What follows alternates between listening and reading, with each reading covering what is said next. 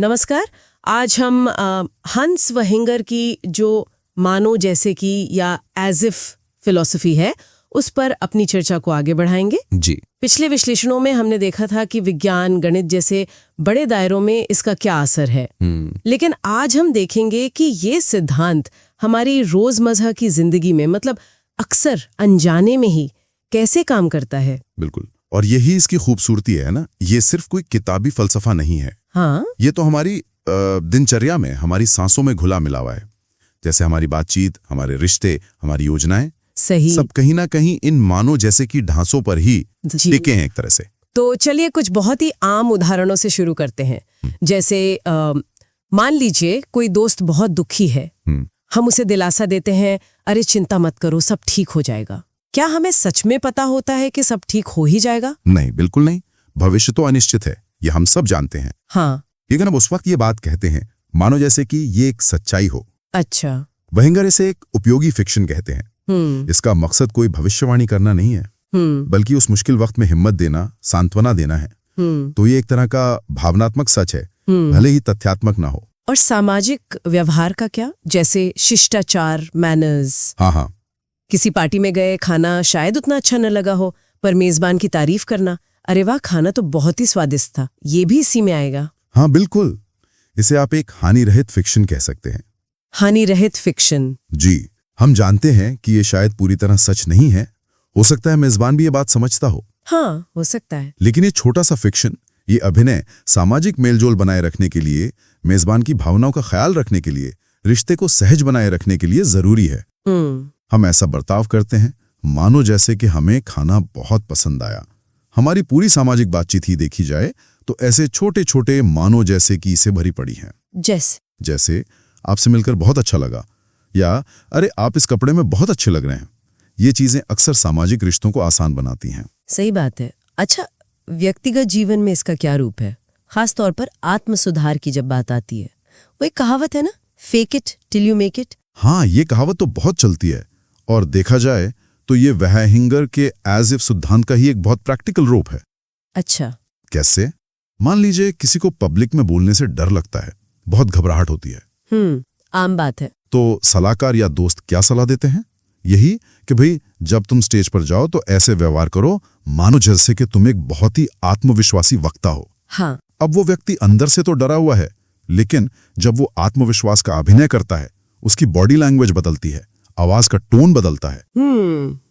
तो अक्सर ये बाहरी अभिनय धीरे धीरे उसकी अंदरूनी हकीकत को भी बदलने लगता है। हम एक आदर्श व्यक्तित्व का फिक्शन बनाते हैं और फिर उस फिक्शन को जीकर उसे अपनी सच्चाई बनाने की कोशिश करते हैं। ये दिलचस्प है। अच्छा, तो क्या भविष्य के लिए योजना बनाना भी इसी सिद्धांत पर आधारित है, जैसे हम अगले महीने की छुट्टियों की योजना बनाते हैं? हाँ, निश्चित रूप से। ये एक बहुत सूक्ष्म बात है, पर है इसी से जुड़ी। जब हम टिकट बुक करते हैं, होटल बुक करते हैं, तो हम ये सब किस आधार पर कर रहे होते हैं? मतलब ये मान करके हम जा पाएंगे? बिल्कुल, इस विश्वास के साथ कि मानो जैसे कि हम अगले महीने स्वस्थ रहेंगे, गाड़ी ठीक रहेगी, मौसम साथ देगा, कोई और अड़चन नहीं आएगी। हाँ, सही है। हम भविष्य को एक तरह से निश्चित मानकर चल रहे हैं, जबकि असल में तो वो अनिश्चित है। तो योजना बनाना अपने आप में एक फिक्शन हुआ, एक उपयोगी फिक्शन। बिल्कुल, ये हमें आज मतलब वर्तमान में कुछ करने, तैयारी करने के लिए एक ढांचा देता है, एक दिशा देता है।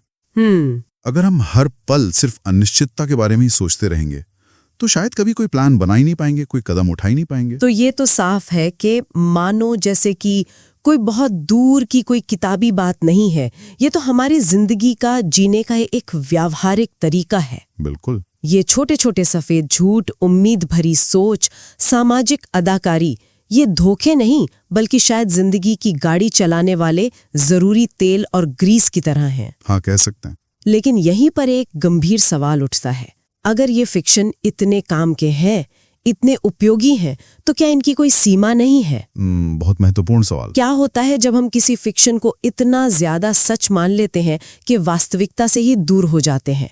मतलब एक उपयोगी फिक्शन एक खतरनाक धोखे में कब बदल जाता है? हाँ, ये एक बहुत ही अहम बिंदु है, और वहिंगर खुद भी इस खतरे से वाकिफ थे। वो चेतावनी देते हैं। क्या चेतावनी? वो कहते हैं कि फिक्शन तभी तक उपयोगी है जब तक हम इस बात को लेकर सचेत हैं, जागरूक हैं कि ये एक फिक्शन है। अच्छा। कि महज एक औजार है, एक टूल है, अंतिम सच्चाई नहीं। जिस पल हम ये भूल जाते हैं और अपनी बनाई हुई कल्पना को ही परम सत्य मान बैठते हैं, हाँ। उसी पल वो एक उपयोगी फिक्शन से एक खतरनाक हठधर्मिता या जिसे डोगमा कहते हैं उसमें बदल जाता है। और इसका सबसे साफ उदाहरण शायद कट्टरता में देखने को मिलता है, चाहे वो धार्मिक हो, राजनीतिक हो या कोई वैचारिक कट्टरता हो। हाँ बिल्कुल, जैसा हमने पहले भी बात की थी, धार्मिक विश्वास एक बहुत शक्तिशाली और सकारात्मक फिक्शन हो सकता है, इसमें कोई शक नहीं। लेकिन जब कोई व्यक्ति या समूह ये भूल जाता है कि ये विश्वास का मामला है और उसे एक ऐसे वैज्ञानिक तथ्य की तरह ट्रीट करने लगता है जिसे पूरी दुनिया पर थोपा जाना चाहिए, हाँ, जबरदस्ती, तब वही फिक्शन खतरनाक हो जाता है। जब लोग अपने मानो जैसे की को दूसरों का एकमात्र सच बनाने पे तुल जाते हैं, तो फिर असहिष्णुता, घृणा, हिंसा ये सब चीजें जन्म लेती हैं। इतिहास में ऐसे उदाहरण भरे पड़े हैं। बिल्कुल। तो समस्या फिक्शन में नहीं है, समस्या उसे अंतिम सत्य मान लेने में है। और व्यक्तिगत स्तर पर इसके क्या खतरे हो सकते हैं? वही fake it till you make it वाला उदाहरण अगर लें फिर से। हाँ, उसमें भी खतरा है। अगर वो व्यक्ति जो आत्मविश्वास का अभिनय कर रहा है वो उसमें इतना डूब जाए कि अपनी असलियत से, अपनी कमजोरियों से, अपनी सच्ची भावनाओं से ही नाता तोड़ ले, मतलब एक मुखौटा पहन ले। हाँ बिल्कुल, एक झूठी पहचान के पीछे छिपकर जीने लगे और कभी अपनी असली समस्याओं का सामना ही ना कर पाए, तो ये एक मानसिक समस्या बन सकती है। सही। इसी तरह अगर कोई लगातार इस फिक्शन में जिए कि मैं कभी फेल हो ही नहीं सकता, तो पहली बड़ी असफलता उसे पूरी तरह से तोड़कर रख सकती है। तो उपयोगी फिक्शन हमें वास्तविकता से मुकाबला करने में मदद करता है, वो हमें वास्तविकता से भागने के लिए नहीं होता। संतुलन जरूरी है। और सामाजिक स्तर पर जैसे हानिकारक रूढ़ियां होती हैं, स्टीरियोटाइप्स। हाँ बिल्कुल, ये एक बहुत बड़ा खतरा है। जब एक समाज किसी खास समूह के बारे में ये फिक्शन बना लेता है कि अरे वो लोग तो आलसी होते हैं, या उन पर भरोसा नहीं किया जा सकता, या वो बेईमान होते हैं, तो ये एक बहुत ही विनाशकारी मानो जैसे के बन जाता है। कैसे? क्योंकि फिर लोग उस समूह के हर व्यक्ति के साथ मानो जैसे कि वो रूढ़ी सच हो उस तरह का व्यवहार करने लगते हैं। हाँ, बिना जाने पहचाने। बिल्कुल, और इससे भेदभाव, अन्याय, सामाजिक संघर्ष पैदा होता है। ये एक ऐसा फिक्शन है तो समाज को जोड़ता नहीं बल्कि तोड़ता है, इसलिए ये उपयोगी नहीं, हानिकारक है। आर्थिक जगत में भी इसके उदाहरण हैं शायद, जैसे स्टॉक मार्केट बबल की बात होती है। हाँ, बिल्कुल सही उदाहरण है। जब बहुत सारे लोग ये मानने लगते हैं, इस फिक्शन में जीने लगते हैं कि किसी खास स्टॉक या एसेट की कीमत हमेशा ऊपर ही जाती रहेगी, बिना किसी वजह के भी। हाँ, मतलब एक उपयोगी अनुमान को एक अटल सत्य मान लेते हैं, तो एक खतरनाक बुलबुला बन जाता है। लोग इस फिक्शन के आधार पर आंखें बंद करके पैसा लगाते जाते हैं, और जब वो बुलबुला फूटता है तो लाखों लोगों की जिंदगी भर की कमाई डूब जाती है। तो एक उपयोगी फिक्शन और एक खतरनाक हठधर्मिता, इनके बीच फर्क कैसे करें? वो लाइन कहाँ है? वेंगर इसका एक सरल रास्ता सुझाते हैं, जागरूकता। जागरूकता। हाँ, हमें हमेशा अपने आप को ये याद दिलाते रहना चाहिए कि हम एक औजार का इस्तेमाल कर रहे हैं। हमें समय समय पर अपने फिक्शंस की, अपने विश्वासों की समीक्षा करनी चाहिए, खुद से सवाल पूछना चाहिए। बिल्कुल, क्या ये विचार अभी भी मेरे लिए उपयोगी है? क्या ये मुझे आगे बढ़ने में मदद कर रहा है या रोक रहा है? क्या ये मुझे दूसरों से जोड़ रहा है या दूर कर रहा है? एक अच्छा फिक्शन लचीला होता है, उसे जरूरत के हिसाब से बदला जा सकता है, जबकि एक खतरनाक हठधर्मिता कठोर होती है, अपरिवर्तनशील। वो मचान वाली उपमा। हाँ बिल्कुल, वेहिंगर की वो मचान स्कैफोल्डिंग वाली उपमा बहुत सटीक है। एक अच्छा फिक्शन एक मचान की तरह होता है जिसे इमारत बनाने के बाद हटा दिया जाता है। और खतरनाक फिक्शन वो एक ऐसी मचान है जिससे लोग इतना प्यार करने लगते हैं कि वो कभी इमारत बनाना शुरू ही नहीं करते, या फिर उसी मचान को अपनी जेल बना लेते हैं। ये बहुत गहरी बात है। अच्छा, तो अगर हम इसके खतरों को समझ गए हैं, तो अब सवाल ये उठता है कि हम इस फिलॉसफी का सकारात्मक रूप से जानबूझकर अपनी जिंदगी को बदलने के लिए कैसे इस्तेमाल कर सकते हैं? हाँ, यही सबसे अहम पड़ाव है। कैसे हम अपने लिए बेहतर और ज्यादा शक्तिशाली फिक्शन बना सकते हैं? यही इस यात्रा का, इस समझ का सबसे प्रैक्टिकल हिस्सा है। इसका मूल मंत्र है, अगर आप अपनी जिंदगी को बदलना चाहते हैं तो सबसे पहले उन कहानियों को बदलना शुरू करें जो आप खुद को सुनाते हैं। अच्छा, ये जानबूझकर अपने लिए सकारात्मक और सशक्त फिक्शन बनाने की कला है। तो इसका पहला कदम क्या होगा? शायद अपने जो मौजूदा नकारात्मक फिक्शन है उनको पहचानना। बिल्कुल, जैसे मैं इस काम के लिए बनी नहीं हूं, या मेरी तो किस्मत ही खराब है। हाँ बिल्कुल, हम सबके दिमाग में ऐसी कुछ न कुछ कहानियां, कुछ विश्वास होते हैं और इनमें से कई हमें पीछे खींचते हैं। आप मानो जैसे कि आपकी किस्मत खराब है, इस तरह जीते हैं और फिर दिमाग उन घटनाओं पर ज्यादा ध्यान देता है जो इस बात को साबित करती हैं। ये एक दुष्चक्र बन जाता है। हाँ, सही है। तो सबसे पहले इन सीमित करने वाले फिक्शंस को पहचानना होगा। खुद से पूछना होगा, क्या ये विश्वास सच में पत्थर की लकीर है या सिर्फ एक कहानी है जो मैंने मान लिए? और पहचानने के बाद दूसरा कदम जानबूझकर उनका एक सकारात्मक विकल्प बनाना। हाँ, यही असली मानो जैसे कि का रचनात्मक उपयोग है। अगर पुराना फिक्शन है, मैं कभी अच्छा वक्ता नहीं बन सकती, तो नया फिक्शन बनाइए, मैं एक ऐसी इंसान हूं जो हर दिन अपने संवाद कौशल को बेहतर बना रही है।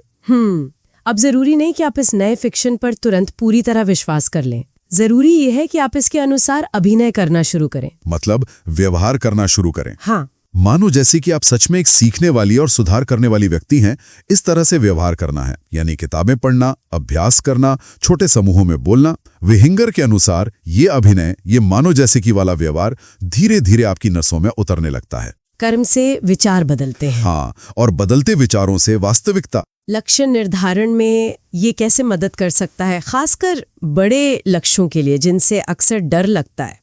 मानो जैसे कि फिलॉसफी हमें बड़े सपने देखने की आजादी देती है। एक तरह से आप अपने लिए एक भविष्य का फिक्शन बना सकते हैं, एक आदर्श जीवन की तस्वीर।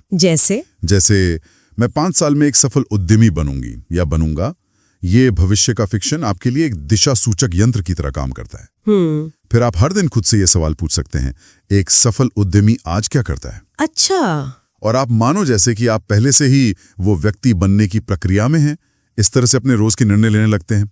ये आपके छोटे छोटे कामों को एक बड़े मकसद से जोड़ देता है और आपको प्रेरित रखता है। लेकिन ये समझना भी जरूरी है कि ये कोई जादू की छड़ी नहीं है। सिर्फ सोचने से नहीं होगा, काम तो करना पड़ेगा। ये बिंदु अत्यंत महत्वपूर्ण है। आपने बिल्कुल सही कहा। ये सिर्फ सोचने के बारे में नहीं है, ये करने के बारे में। फिक्शन तभी उपयोगी होता है जब वो हमें सही दिशा में कर्म करने के लिए प्रेरित करे। सिर्फ ये सोचने से कि मैं अमीर हूं, कोई अमीर नहीं बन जाएगा। सही बात है। आपको मानो जैसे कि आप एक अमीर व्यक्ति की तरह सोचते और काम करते हैं, इस तरह से व्यवहार करना होगा। यानी वित्तीय योजना बनाना, निवेश सीखना, मेहनत करना। मानो जैसे कि फिलॉसफी कर्म का विकल्प नहीं है, बल्कि ये कर्म करने के लिए एक शक्तिशाली मनोवैज्ञानिक ईंधन है, एक मोटिवेशन है। हाँ, ये हमें उस मानसिकता में डालता है जहां कर्म करना आसान और स्वाभाविक लगने लगता है। तो संक्षेप में ये फिलॉसफी हमें सिखाती है कि हम अपनी परिस्थितियों के गुलाम नहीं हैं, बल्कि हम अपनी कहानियों के लेखक हैं। बिल्कुल। और अगर हमें अपनी कहानी पसंद नहीं आ रही है, तो हमारे पास एक नया अध्याय लिखने की शक्ति हमेशा होती है। बिल्कुल। और यही इस पूरी फिलॉसफी का सबसे उम्मीद भरा और सशक्त संदेश है। तो ये थी हंस विहिंगर की फिलॉसफी ऑफ एज इफ, यानी मानो जैसे के दर्शन पर हमारी विस्तृत चर्चा। हमने समझने की कोशिश की कि ये सिद्धांत क्या है, कैसे ये विज्ञान से लेकर हमारी रोजमर्रा की जिंदगी तक में काम करता है, इसके फायदे क्या हैं और इसके खतरे क्या हो सकते हैं। और सबसे महत्वपूर्ण बात, हमने ये भी देखा कि कैसे हम इस शक्तिशाली ज्ञान का उपयोग अपनी जिंदगी को सकारात्मक रूप से बदलने, अपने लक्ष्यों को पाने और एक बेहतर जीवन जीने के लिए कर सकते हैं। इस पूरी चर्चा का सार यह है कि हम इंसान सिर्फ वास्तविकता को खोजने वाले प्राणी नहीं हैं, हम वास्तविकता को गढ़ने वाले प्राणी भी हैं, अपनी कल्पना की शक्ति से, अपने उपयोगी फिक्शंस के जरिए। ये फिलॉसफी हमें अपनी कल्पनाओं के लिए शर्मिंदा होना नहीं सिखाती, बल्कि उनकी शक्ति को पहचान कर उनका बुद्धिमानी से उपयोग करना सिखाती है। सही कहा। वो विचार जो हमें बेहतर इंसान बनाते हैं, समाज को एक साथ लाते हैं और मुश्किल समय में उम्मीद देते हैं, वे अपनी उपयोगिता में किसी भी कोरे तथ्य से कहीं ज्यादा मूल्यवान हो सकते हैं। तो अगली बार जब कोई खुद को कोई सकारात्मक बात कहे या किसी की मदद के लिए एक छोटा सा शिष्टाचार निभाए, हाँ, या किसी बड़े लक्ष्य का सपना देखे, हाँ, तो शायद ये याद रखना उपयोगी हो कि दुनिया के सबसे शक्तिशाली मानसिक औजारों में से एक का इस्तेमाल हो रहा है, अनजाने में ही सही। सोचने वाली बात यह है कि हमारे अपने जीवन में कौन से मानो जैसे कि सक्रिय हैं, वे हमें किस तरह प्रभावित कर रहे हैं। क्या वे हमें आगे बढ़ा रहे हैं या अनजाने में किसी मचान में कैद कर रहे हैं? ये वाकई सोचने का विषय है। इस पर विचार करना दिलचस्प हो सकता है। ये मानो जैसे वाली सोच, जिसे विहिंगर फिक्शन कहते हैं, आखिर है क्या चीज, और ये विज्ञान जैसे ठोस माने जाने वाले क्षेत्र में भी कैसे काम करती है? चलिए इस दिलचस्प पहेली को थोड़ा खोलते हैं। बिल्कुल, और ये चर्चा वाकई सोचने का एक, आप कह सकती हैं, नया नजरिया देती है। वेंगर हमें उकसाते हैं कि हम विचारों को सिर्फ सच या झूठ के इस परंपरागत चश्मे से न देखें। उनकी किताब का सार यही है कि किसी विचार की उपयोगिता, मतलब उसकी प्रैक्टिकल वैल्यू, वो भी उतनी ही या शायद कभी-कभी ज्यादा महत्वपूर्ण हो सकती है, खासकर जब हम इस जटिल दुनिया को समझने की कोशिश कर रहे हों। तो चलिए यहीं से शुरू करते हैं। वेंगर इन फिक्शंस या कल्पनाओं से मतलब क्या रखते हैं? क्योंकि ये शब्द सुनते ही तो हमें कहानियों का, उपन्यासों का ख्याल आता है। हाँ, सही है, लेकिन यहाँ फिक्शन का मतलब वो साहित्यिक कल्पना से थोड़ा अलग है। वेंगर के लिए फिक्शन एक जानबूझकर अपनाया गया विचार है, एक मानसिक ढांचा। अच्छा, जानबूझकर? हाँ, हम उसे सच मानकर इस्तेमाल करते हैं, ये जानते हुए भी कि वो अक्षरशः सच नहीं है। ओके। और इसका एकमात्र उद्देश्य होता है किसी व्यवहारिक समस्या को सुलझाना या किसी चीज को समझना आसान बनाना या फिर आगे बढ़ने के लिए एक आधार तैयार करना। ये धोखा नहीं है। धोखा नहीं है? नहीं, बल्कि एक सोचा समझा मानसिक औजार है। ये दिलचस्प है। मतलब ये झूठ बोलने जैसा नहीं हुआ, क्योंकि यहाँ धोखा देने का इरादा नहीं है। ये एक तरह का मेंटल टूल है।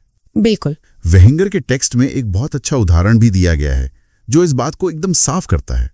हाँ, वो जंगल में खोए हुए इंसान वाला उदाहरण, वो वाकई बहुत सटीक है। हाँ। सोचिए, कोई है जो घने अनजान जंगल में भटक गया है। न कोई नक्शा है पास में, न दिशा का कोई ज्ञान, न कोई रास्ता सूझ रहा है।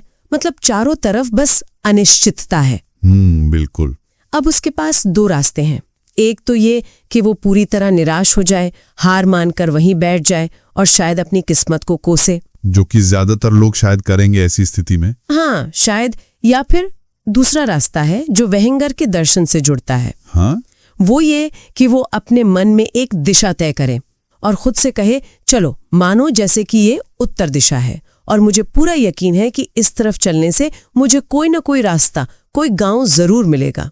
अच्छा, मानो जैसे? हाँ, मानो जैसे। अब देखिए, उसे असल में नहीं पता कि वो उत्तर दिशा है या नहीं, और ना ही उसे ये पक्का पता है कि उधर कोई रास्ता है भी या नहीं। ये पूरी तरह से एक मनगढ़ंत विश्वास है। एक फिक्शन। लेकिन इस फिक्शन को, इस मानो जैसे को अपनाने का नतीजा क्या हुआ? नतीजा ये हुआ कि उसे एक मकसद मिला, एक दिशा मिली जिसमें वो चल सकता है। उसे निराशा से बाहर निकलने की एक वजह मिल गई। हाँ, उसे चलने की हिम्मत मिली, कर्म शुरू हुआ। एकदम सही। हो सकता है वो दिशा पूरी तरह गलत हो सकता है वो और गहरे जंगल में चला जाए, लेकिन चलते रहने से, कोशिश करते रहने से उसके बचने की संभावना उस इंसान से तो कहीं ज्यादा है जो पहले ही हार मानकर बैठ गया था। बात तो सही है। यही मानो जैसे की ताकत है। ये सच न होते हुए भी हमें एक्शन लेने, समस्याओं से जूझने और उम्मीद बनाए रखने की एक मानसिक शक्ति देता है। अच्छा। सिद्धांतों पर टिकी हुई है। जैसे वो ग्लोब का उदाहरण भी है टेक्स्ट में। हाँ, बिल्कुल। ग्लोब असली पृथ्वी तो नहीं है, ये तो हम सब जानते हैं। वो तो प्लास्टिक या कार्डबोर्ड का बना होता है। हाँ। लेकिन पृथ्वी के महाद्वीपों को, महासागरों को, दूरियों को समझने के लिए हम उसे मानो जैसे वो असली पृथ्वी हो वैसे इस्तेमाल करते हैं। बिल्कुल। और ये एक अविश्वसनीय रूप से उपयोगी फिक्शन है, क्योंकि इंसान का दिमाग अक्सर जटिलता से घबराता है। वो चीजों को समझने के लिए सरलीकरण चाहता है, मॉडल बनाना चाहता है, और ये मॉडल असलियत का एक उपयोगी नक्शा होते हैं। पूरी असलियत नहीं, ग्लोब ऐसा ही एक नक्शा है। ठीक है, ये बात समझ में आती है कि ये फिक्शंस उपयोगी हैं, लेकिन यहाँ एक बहुत जरूरी सवाल खड़ा होता है, और वेंगर भी इस पर काफी जोर देते हैं। हाँ? कि अगर ये फिक्शन सच नहीं है तो फिर ये सीधे सीधे झूठ बोलने से अलग कैसे हैं? क्योंकि झूठ भी तो सच नहीं होता। मतलब एक धोखेबाज और एक दार्शनिक के असत्य में क्या फर्क है? ये बहुत महत्वपूर्ण सवाल है, और ये फर्क समझना वेंगर के पूरे दर्शन की कुंजी है, ऐसा कह सकते हैं। अच्छा? वो 3 तरह के विचारों में बहुत साफ अंतर करते हैं: झूठ, परिकल्पना और फिक्शन। ओके, 3 चीजें। हाँ। पहला, झूठ। इसका इरादा हमेशा और केवल धोखा देना होता है। हमेशा धोखा? हाँ। जब कोई झूठ बोलता है तो वो चाहता है कि सुनने वाला उस झूठी बात को पूरी तरह सच मान ले। यहाँ मकसद ही गुमराह करना है, अपना फायदा उठाना या दूसरे को नुकसान पहुंचाना। जैसे कोई नकली दवा को असली बताकर बेच दे, यहाँ सच को जानबूझकर छुपाया जा रहा है। ठीक है।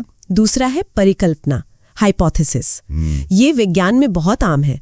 ये एक ऐसा विचार या दावा है जिसे पेश करने वाले को लगता है कि ये सच हो सकता है। हो सकता है, पक्का नहीं। हाँ, पक्का नहीं। ये एक शिक्षित अनुमान है जिसकी सच्चाई को प्रयोगों या सबूतों के जरिए परखा जाना बाकी है। वैज्ञानिक परिकल्पना सच की खोज के लिए बनाता है, धोखा देने के लिए नहीं। जैसे डार्विन ने विकासवाद की परिकल्पना पेश की, उसका लक्ष्य था या तो उसे सबूतों से सच साबित करना, या अगर वो गलत साबित होती है तो उसे छोड़ देना। ये सच की तरफ बढ़ने का एक कदम है। राइट। और तीसरा अब आता है वाइंगर का फिक्शन, कल्पना। ये इन दोनों से बिल्कुल अलग है। इसे बनाते समय ही बनाने वाले को अच्छी तरह पता होता है कि ये सच नहीं है। अच्छा, ये पता होता है पहले से? हाँ, ये पता होता है। ये सिर्फ एक मानसिक औजार है, एक उपयोगी कल्पना। इसका मकसद न तो धोखा देना है जैसे झूठ में होता है, और ना ही इसे सच साबित करना है जैसे परिकल्पना में होता है। तो फिर मकसद क्या है? इसका एकमात्र मकसद है उपयोगिता। किसी मुश्किल काम को आसान बनाना, किसी जटिल चीज को समझने में मदद करना, या किसी समस्या का हल निकालना। इसकी कीमत इसकी सच्चाई में नहीं बल्कि इसकी काम आने में है। मतलब फिक्शन की परख इस बात से नहीं होती कि ये सच है या नहीं, बल्कि इस बात से होती है कि वो काम का है या नहीं। बिल्कुल, एग्जैक्टली। वैंगर के टेक्स्ट में आर्किटेक्ट के मॉडल का उदाहरण है जो इस बात को और साफ करता है। हाँ, वो मॉडल वाला उदाहरण है। जब एक आर्किटेक्ट कोई बड़ी बिल्डिंग बनाने से पहले इसका एक छोटा सा मॉडल बनाता है, कार्डबोर्ड का, लकड़ी का या प्लास्टिक का, तो वो अच्छी तरह जानता है कि ये असली बिल्डिंग नहीं है। हाँ, जाहिर है वो मॉडल असली बिल्डिंग होने का दावा भी तो नहीं करता। सही कहा। आर्किटेक्ट उस मॉडल को न तो किसी को धोखा देने के लिए इस्तेमाल कर रहा है, ना ही उसे सच साबित करने के लिए। वो उसे मानो जैसे वो असली बिल्डिंग हो इसलिए इस्तेमाल करता है, ताकि वो असली बिल्डिंग बनाते समय आने वाली समस्याओं जैसे हवा का दबाव कहाँ ज्यादा होगा, कहाँ सपोर्ट की जरूरत पड़ेगी, ढांचा कैसा दिखेगा, इनको पहले से समझ सके, उनका अनुमान लगा सके। अच्छा, मतलब प्लानिंग के लिए। हाँ, प्लानिंग और समझने के लिए।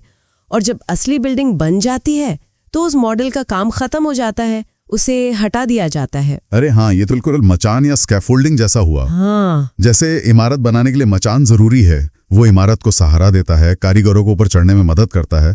लेकिन जैसे इमारत पूरी बन जाती है, मचान हटा लिया जाता है। इमारत सच है पर मचान उस सच तक पहुंचने का एक उपयोगी लेकिन अस्थायी फिक्शन था। क्या बेहतरीन उपमा दी आपने। बिल्कुल यही बात वेंगर कह रहे हैं। फिक्शन एक बौद्धिक मचान की तरह है। बौद्धिक मचान, वाह। तो जब वो कहते हैं कि हमारा समाज, हमारा विज्ञान फिक्शंस पर आधारित है, तो उनका मतलब ये नहीं कि ये सब झूठ और फरेब है। उनका मतलब है कि हमने अपनी समझ और तरक्की के लिए ऐसी बहुत सारे उपयोगी मानसिक औजार, ऐसी बौद्धिक मचाने घड़ी हैं जिनकी मदद से हमने सभ्यता और ज्ञान की इतनी ऊंची इमारत खड़ी की है। अच्छा, ये हमें सिखाता है कि हर विचार को सिर्फ सच झूठ के काले सफेद में ना देखें। कुछ विचारों की असली कीमत उनकी उपयोगिता में छिपी होती है। ये नजरिया तो मतलब विज्ञान को देखने का तरीका भी बदल देता है। अक्सर हम विज्ञान को परम सत्य, एकदम ठोस तथ्यों का खजाना मानते हैं। हाँ, मानते हैं। हमें लगता है विज्ञान में कल्पना की कोई जगह ही नहीं है, सब कुछ सबूतों पर आधारित है। लेकिन वेहेंगर दिखाते हैं कि विज्ञान की ये शानदार इमारत भी कई मानो जैसे वाले स्तंभों पर टिकी है। हाँ, और ये बात थोड़ी चौंकाने वाली लग सकती है शुरू में, पर वेहेंगर इसके कई ठोस उदाहरण देते हैं। जैसे सबसे क्लासिक उदाहरण है परमाणु यानी एटम का। आज तो खैर हम जानते हैं कि एटम होते हैं। हम स्कैनिंग, टनलिंग, माइक्रोस्कोप जैसी तकनीक से उन्हें एक तरह से देख भी सकते हैं। हाँ, अब तो देख सकते हैं। लेकिन वेहेंगर के समय में और उससे पहले डाल्टन के समय में किसी ने एटम देखा नहीं था। ये सिर्फ एक विचार था, एक कल्पना। चलो मानो जैसे कि सारी दुनिया छोटे छोटे अविभाज्य कणों यानी परमाणुओं से बनी है। और ऐसे एक मानो जैसे वाले विचार ने क्या कमाल किया। अरे, इसने तो रसायन शास्त्र में क्रांति ला दी। इसी विचार ने समझाया कि रासायनिक प्रतिक्रियाएं निश्चित अनुपात में क्यों होती हैं, गैसों का व्यवहार दबाव और तापमान के साथ कैसे बदलता है। पूरी की पूरी आधुनिक रसायन शास्त्र इसी एक फिक्शन की नींव खड़ी हो गई। कमाल है। उस समय के वैज्ञानिकों को नहीं पता था कि ये एटम सच में है या नहीं, या अगर है तो कैसे दिखते हैं, पर ये विचार काम कर रहा था। काम कर रहा था। हाँ, ये प्रयोगों के नतीजों को समझा रहा था, नई खोजों की भविष्यवाणी कर रहा था। ये एक अविश्वसनीय रूप से सफल और उपयोगी फिक्शन था। वाह। बाद में जब तकनीक विकसित हुई तो ये फिक्शन सच के बहुत करीब पाया गया। हालांकि अब हम जानते हैं कि एटम भी विभाज्य हैं और उनके अंदर भी कण होते हैं, लेकिन शुरुआत में ये एक शक्तिशाली कल्पना ही थी। अगर वैज्ञानिक इसे देखने तक इंतजार करते रहते तो शायद केमिस्ट्री इतनी आगे बढ़ी ही नहीं पाती। वाह, ये सोचने वाली बात है।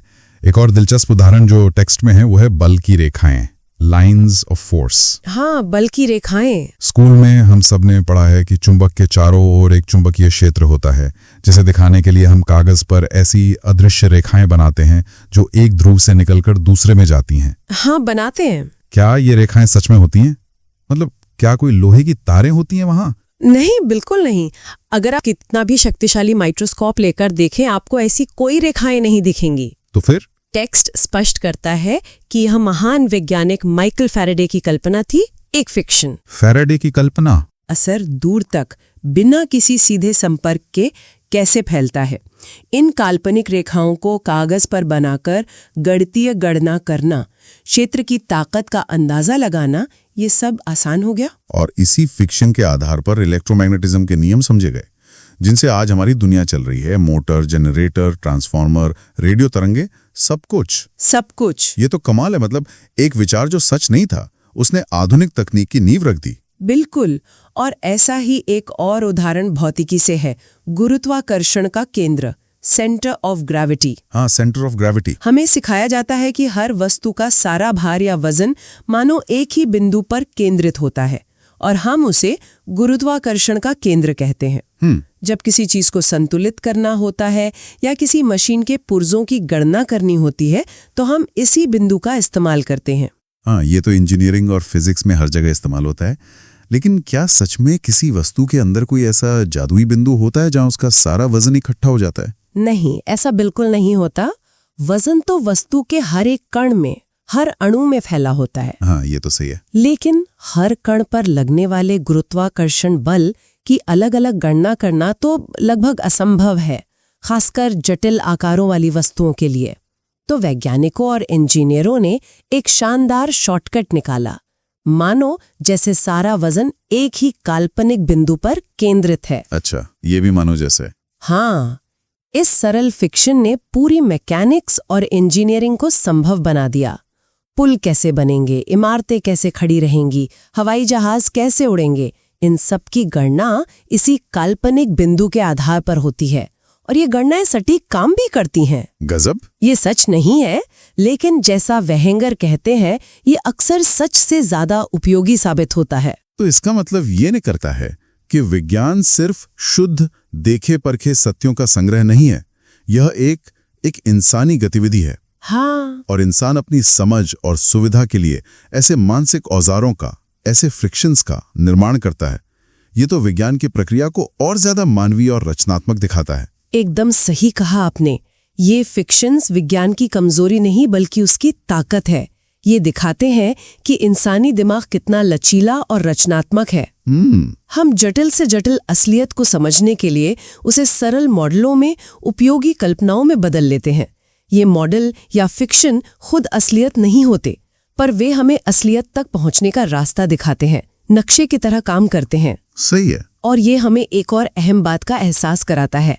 हो सकता है जिसे आज हम विज्ञान का अंतिम सत्य मान रहे हैं, भविष्य में वो भी किसी और ज्यादा बेहतर मॉडल के आने पर एक उपयोगी फिक्शन साबित हो। अच्छा। विज्ञान एक निरंतर चलने वाली यात्रा है, कोई अंतिम मंजिल नहीं। और इस यात्रा में कल्पना के ये मानो जैसे वाले सहारे बहुत महत्वपूर्ण भूमिका निभाते हैं। तो हमने देखा कि ये मानो जैसे सोच, यानी जानबूझकर गढ़े गए ऐसे विचार जिन्हें हम जानते हैं कि वे पूरी तरह सच नहीं है, लेकिन फिर भी उन्हें उपयोगी औजारों की तरह इस्तेमाल करते हैं, ये कितना शक्तिशाली हो सकता है। हाँ, ये सिर्फ रोजमर्रा की जिंदगी में ही नहीं, बल्कि विज्ञान जैसे कठोर अनुशासन वाले क्षेत्र में भी प्रगति का एक अहम इंजन रहा है। परमाणु के विचार से लेकर गुरुत्वाकर्षण के केंद्र जैसी कल्पनाओं तक। और ये हमें एक गहरे सवाल की ओर ले जाता है, जिसकी तरफ वाइनगर की किताब भी इशारा करती है। क्या? कि अगर विज्ञान, जिसे हम तथ्यों पर आधारित मानते हैं, वो भी ऐसे काल्पनिक औजारों का इस्तेमाल करता है, तो उस दुनिया का क्या जिसे हम सबसे ज्यादा अमूर्त, तार्किक और सटीक मानते हैं, यानी गणित का। गणित? अच्छा। हाँ, हाँ। क्या गणित की दुनिया भी ऐसे मानव जैसे विचारों से भरी पड़ी है? ये सोचने वाली बात है, क्या एक और एक मिलकर दो होने जैसी बुनियादी बातों के पीछे भी कोई गहरा मानव जैसे का खेल छिपा है? और उन काल्पनिक संख्याओं, इमेजिनरी नंबर्स का क्या, जैसे √-1? हाँ, काल्पनिक संख्याएं, जिनके बारे में हमें पता है कि वे वास्तविक दुनिया में मौजूद नहीं हैं, फिर भी उनके बिना इंजीनियरिंग और भौतिकी के कई समीकरण हल ही नहीं हो सकते। क्या वे भी वेहेंगर के अर्थ में शक्तिशाली फिक्शन है? बिल्कुल। ये सवाल हमें सोचने पर मजबूर करता है कि ज्ञान की हर शाखा में और शायद हमारी रोजमर्रा की सोच में भी ये फिक्शंस कितनी गहराई तक बैठे हुए हैं। वेहेंगर का दर्शन हमें शायद यही सिखाता है कि विचारों को केवल उनकी सच्चाई के पैमाने पर ही नहीं, बल्कि उनकी उपयोगिता के पैमाने पर भी तौलना चाहिए। हाँ, उपयोगिता। क्या ऐसा करने से हमें समस्याओं को देखने और सुलझाने के नए और ज्यादा रचनात्मक तरीके मिल सकते हैं? वाकई ये एक ऐसा विचार है जिस पर सोचते रहना चाहिए। क्या हमारी सफलता अक्सर सच को जस का तस देखने से ज्यादा इस बात पर निर्भर करती है कि हम दुनिया को समझने और बदलने के लिए कितने उपयोगी मानसिक औजार गढ़ सकते हैं? अगली बार तक इसी सोच के साथ विदा लेते हैं।